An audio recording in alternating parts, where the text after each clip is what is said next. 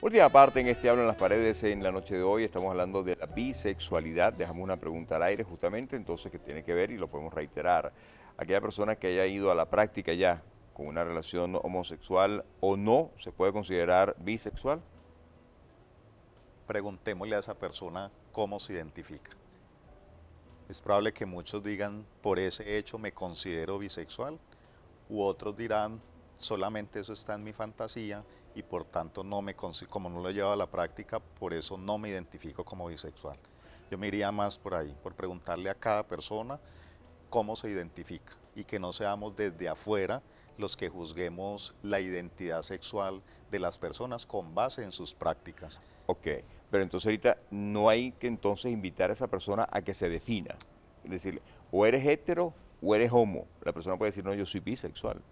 Claro, y eso en aras del respeto por la diversidad que Claro. nos caracteriza a los seres humanos.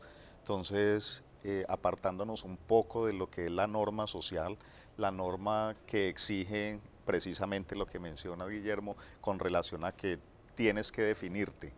Y hablábamos al principio de que probablemente la historia de los la historia sexual de los seres humanos no es tan lineal. Probablemente es un tránsito rizomático Pero y que, qué acepta, y disculpe lo traje ahí, qué sí, acepta más la sociedad? ¿Un homosexual o un bisexual? probablemente yo diría que el homosexual, Mm, en el sentido de que se tiende a pensar de que la persona con conductas bisexuales es una persona indefinida, o sea, entiendo. como un homosexual escondido.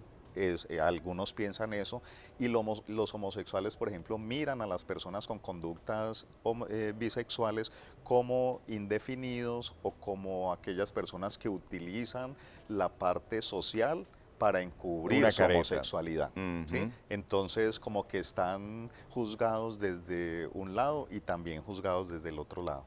Entonces, por eso diría yo que probablemente el tema de la bisexualidad puede ser menos comprendido en nuestra cultura. ¿Cómo manejar un caso, por ejemplo, una madre bisexual, un padre bisexual, cómo lo puede canalizar? Bueno, básicamente es insistir en cómo la persona se siente, cómo se define. Y ya que mencionas el tema de de la maternidad o de la paternidad, curiosamente en la investigación que te comento que se hizo, que fue una investigación colombo-venezolana, encontramos que el 30% de las mujeres que habían tenido relaciones sexuales con personas del mismo sexo eran madres. Y eso tiene que ver con una explicación y es que probablemente la cultura hace unas presiones eh, sobre las mujeres principalmente en relación a la heteronormatividad y en relación al tema de la maternidad. Entonces, con más frecuencia las mujeres que llegan a su experiencia heterosexual, bisexual, por ejemplo, u homosexual, han pasado primero por una historia de heterosexualidad y ya han sido madres. Ujú. Y probablemente después de esa experiencia es que tienen la otra experiencia con personas de su mismo sexo. ¿Qué pudo haber ocurrido allí? Que probablemente en la infancia o en la adolescencia no se hayan vivido las experiencias de las que hablábamos ahora Ujú.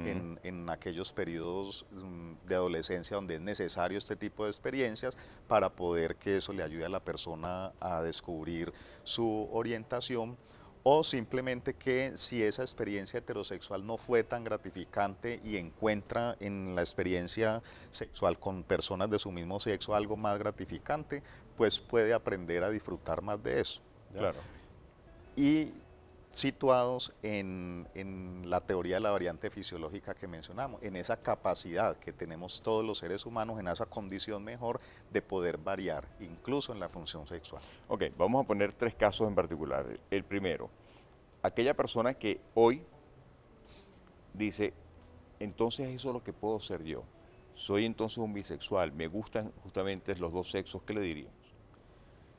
Bien, que si la persona se define como tal, eh, que lo importante es que la persona disfrute, se sienta bien consigo misma, se sienta bien en el ejercicio de su sexualidad libre de presiones, de prejuicios, incluso de violencias por sus preferencias sexuales y que de alguna manera eso la invite a tomar decisiones. ¿A qué le voy a dar prioridad?